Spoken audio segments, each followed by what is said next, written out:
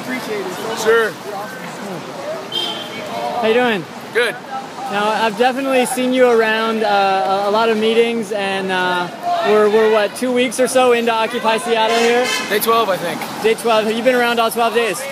No, I was at the first GA meeting at the Federal Building.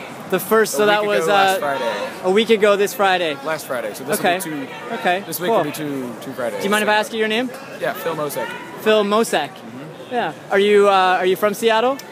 For the past 10 years. Okay. Where are you from originally? Grew up in the Midwest, Yeah. suburbs of Kansas City. Lived in Arkansas for a couple of years, and then I moved here in 2001. Cool. You've been here for about 10 years. So what's just generally what's going on here? What's in your, if you had to put it in a sentence or two, what's this movement really about?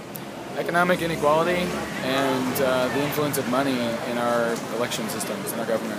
Yeah, you think that's the central issue, is the influence of money in our political system? I think that people are here and are on Wall Street protesting for many different reasons. But Yeah. I think that those are the common threads. Yeah. You know, a lot of voices in the media are saying that this movement needs to find its demand, find its cause. Is that the one we should choose, or is that is there motion around consolidating around that? No, I would hope so. I mean, Yeah. I would like to see us rally around ending corporate personhood. Yeah, or ending corporate personhood. So if we had to choose one issue, you think ending corporate personhood? That would be among the top of my list. I think Yeah. we should choose whatever everyone wants to choose, Yeah. whatever the majority of people want to choose. Yeah. And I don't think we have to have. I don't agree with the media theory. Yeah, I mean, there's a question: do we need to choose one issue, right? Not yet. Is there just anyway. one issue? Yeah. I think that this movement is going to continue to build momentum. Yeah. And then things will happen. Yeah. Wonderful. What's your role here? I've seen you've been taking notes. You've been taking photos. What's your angle, or maybe that's not the right word? What's your part in this? How are you participating? Several things. I'm on the internet communications team, so Okay. I've helped a little bit with provide some advice on getting the website straightened out, and I hope to help out with that. Yeah. I've documented a lot. I was here when people were arrested on Tuesday or Wednesday, and documented writing, taking pictures. Video. Yeah. So How do you share those? Do you put them on YouTube? Do you have a YouTube channel? Vimeo.com/pmosec. Okay. Emma, say they spell it again. P-M as in Mary, O-C as in cat, E-K. P Mosec. Yeah. Vimeo. Yeah. Vimeo, yeah, V-I-M-E-O. Okay. So I've done that. I took minutes, done that last night and the night before. I've also been helping with storage and supply. When I brought a propane burner down here for people to use at the kitchen. Yeah, here's and as I was the kitchen arriving, right over here. Yeah, and so they didn't have anything to cook with for a while. Yeah. Yeah, but they do now. Yes. They have a propane stove. Awesome. Yes. How's it working for them? I don't know. I think they have a bigger one besides mine now. Okay. Well, that's good. Good.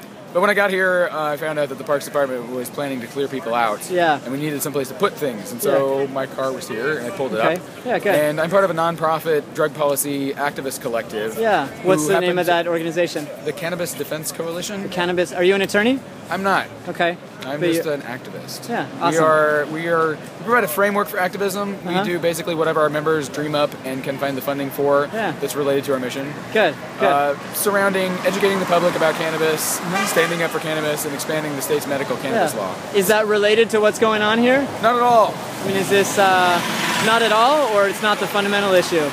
Well, we could probably find a way to relate it, but I don't think it's directly related. But that's not, you're not here because of pot. Correct. Yeah, we happen to have an office, well, we happen to have space that we rent in Soto, the neighborhood south of downtown. Okay. That's mostly not being, it's not being used right now. We're having trouble with our landlord, and there was some construction at our neighbor's place that has left it uninhabitable largely. Okay. Yeah. So I made the decision to lend it to Occupy Seattle for temporary storage. You lend it, and okay, so that the Cannabis Defense Fund office is being used for storage. Cannabis Defense Coalition, sorry, is being used for storage. What kind of items are you storing? It's food. Okay. Well, early on, it was everything that we picked up here that needed to be moved out. It was it was wet tents. It was sleeping bags. It was What if people blankets and have clothing. weed? Can they store it there? No, that's I have some weed I need to store. Can I Our store release it? specifically bars us from purveying marijuana Okay, so in any you're way. storing items, but specifically not storing weed. Correct. At least not any that you know of. Correct. Yeah, okay. My partner has been organizing the storage and supply group, and there have been people shuttling things back and forth. For several days, we were receiving donations of food here at Occupy Seattle faster than they could deal with them at the kitchen. What kind of donations? Mostly food. Huh. Okay, non-perishable. Are people responding well to that? Early on, there were perishable items. Yeah. There was a lot of fruit. There was a lot of bread. And I think they have since asked for people to provide non-perishable items. Yeah. What are the most useful things people are donating? I don't know. I haven't been paying close attention. I know they have too much peanut butter. Okay, too much peanut butter. So don't donate peanut butter, and you cannot store your weed at the office. Okay, yeah, cool.